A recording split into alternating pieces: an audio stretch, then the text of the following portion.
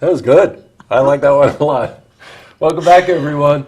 I've been looking forward to doing this interview for weeks. A couple of weeks ago, I called my bud, Sonny, and I said, Sonny, you know, you just really, just would love to do an interview about the Caffe Lena project. And then I saw Sarah at the last Rockman, and we were talking about it. And we did find a time when all of us could get together and talk about what I think is one of the most unique, one of the most interesting projects that I know about in a very long time. So welcome, Sonny. It's great to have you here. Great to have you here, Sarah. Thanks for having us, Jesse. Oh, you're welcome. Lena is a historic venue. It's one of the last coffee houses of its type, put in quotes, coffee houses of the 60s when the folk scene first erupted. Everybody knows about the iconic photograph of Bob Dylan and Lena, right? And in all the years since then, Lena has really held on to that honest tradition of what I just said. And then it became very apparent that the building, an 1890s building, was in trouble, that you could put a Band-Aid on it. You're a nonprofit organization. You struggle to even put a Band-Aid on it. And all of a sudden, Sonny comes along. Yeah. Major influence in the city. You know, really changed the face of the city. I joke with you that you're going to be in history books, you know. And you put your weight and your team, and you got together with them, and you blended together the best of what you do, the best of what you do, and you created this phenomenal project. Yeah. I can't even tell you. I've been over there a number of times, and you're going to go over, I know you are, to see this. But Sarah, let's frame it. What happened? How'd you get together? Well, let's see. Like you said, our building was in really sorry shape, and one of the real big problems with it was the first floor and just kind of the whole underpinnings of the structure of the building, which is something you really need to be working really well. And so the city wanted us to do something about the side of our building that had Hattie's downstairs and had our old black box theater upstairs. And we needed it to happen really, really fast because Hattie's can't just be closed for 2 months while we twiddle away with the floor. And so if you want to get a construction project done fast and right in this town, you go to this guy right here. Sweet. I didn't even pay for that. That was awesome. Thank you very much. You're welcome, and it's totally true. And so you guys took a look at the project and gave us a time frame when you thought you could do it. You padded it a little bit, you beat the clock, and you got it done. And that was how we got in communication and how Sonny started to kind of understand what our organization was and what our building was. And of course, we had that empty parking lot that was at the corner of Phyla and Henry Street right. that just looked kind of awful, if you remember that parking sure lot. Of course you do. And if I understand correctly, you guys were sort of looking around, keeping an eye open for sort of a small project that you could do at that time. And that parking lot looked like a candidate for the kind of vision that you had for a small downtown project. Yeah. So Sonny, when you saw it, Well, one of the challenges, as we were fixing the floor system, was also the accessibility and the stairs and the access. Right. And, the building inspector is just reading the codes the way he has to. And you guys were getting more and more pressured to bring, where it had to be accessible. And they had assembly upstairs, and there was really no way to get out of there in certain circumstances.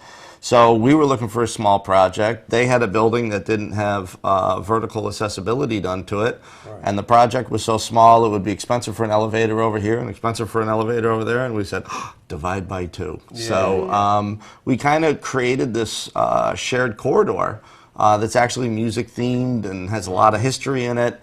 And we utilize the elevator for both projects. One of the things about your projects that I'm sure anybody would attest is that they all have their own individual personality. And when I look at this one, I'm an arts guy, I'm a creative guy. When I went in there and saw what you did, I was just blown away. You pay such tribute to the history of what made the cafe unique, yet the upgrades to, you mentioned vertical accessibility, that means elevator to all of us, but it, to make it accessible for everyone, but also maintain the intimacy and the wood textures and all of the things, the seating, all of the way the stage is set up. I could go on for a long time about this. I do want to talk about one thing though. because the apartments themselves, which are sold out, by the way, rented Thank out. God. Yes. The whole building, the whole corner is very much in keeping with the personality of what you would expect anything to be if you looked at it from the staircase to the railings to all of those kinds of things. But there's one thing that stands out, which is the mural. Yeah. You know what? Who wants to grab that story? Oh, well, You go. no. Sarah and the board's passion was the reason that mural is where it is today. That's right. They just tasked us with the problem of figuring out how to do it. So I'll let Right. Terry You have to tell the remove a story. wall, by the way, which is what we were talking about. Well, just to dial back and put it in context just a little bit. So when we found out really how bad our building was and started to get a sense of what the price tag was going to be to fix it and how massive that sounded to just a little nonprofit, we had to make this tough decision about whether to stay in our building or whether to give it up and just find some first floor space somewhere maybe kind of close to downtown, maybe not really downtown, and just start presenting music in a new space. But we were so as we talked to our customers and our artists and sort of did this whole reflection and like strategic analysis about the business and everything, we really realized that the whole legacy of the cafe is just inextricably linked to its physical space. So hanging on to everything that we could hang on to while we like basically gutted the building and reconstructed it became really important to us. And one of the iconic elements of the old space was this collage of show posters that dated from not all the way back to the 60s, but it really goes from like the 70s up through the 80s. Sure. And it includes all kinds of people who, were very popular at the time or who became kind of household names like Townes Van Zandt, Kate Wolf, and people like that who played early shows at the cafe and then went on to greater things. Well, it was Don McLean, it was Harry Chapin, it was, sure, it was tons of those people. It's tons of people like that, and it's just this wonderful piece of history, and there's so many photos of people in front of that posing and so forth. There's pictures of it in the New York Times. I mean, it's just this neat thing.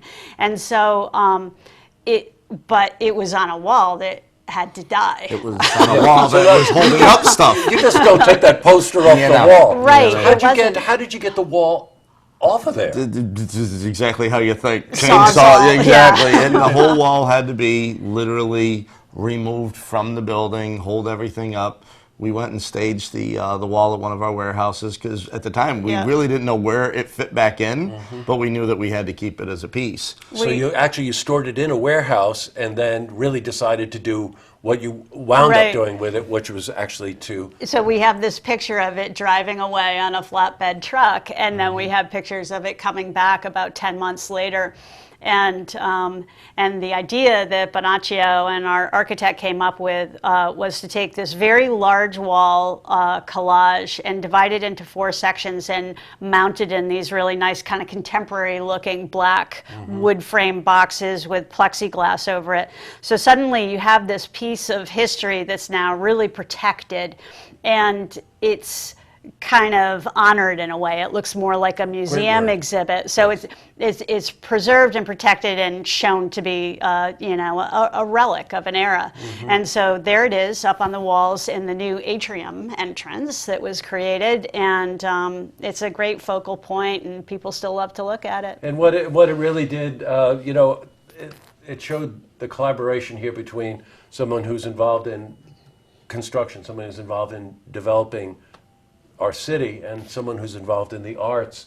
And this treasure of this coffee shop is now, for the next 100 years, is secure, which is really just congratulations to both of you. I can't tell you. Now, you have to get over there. I did an interview recently with Chuck Lamb.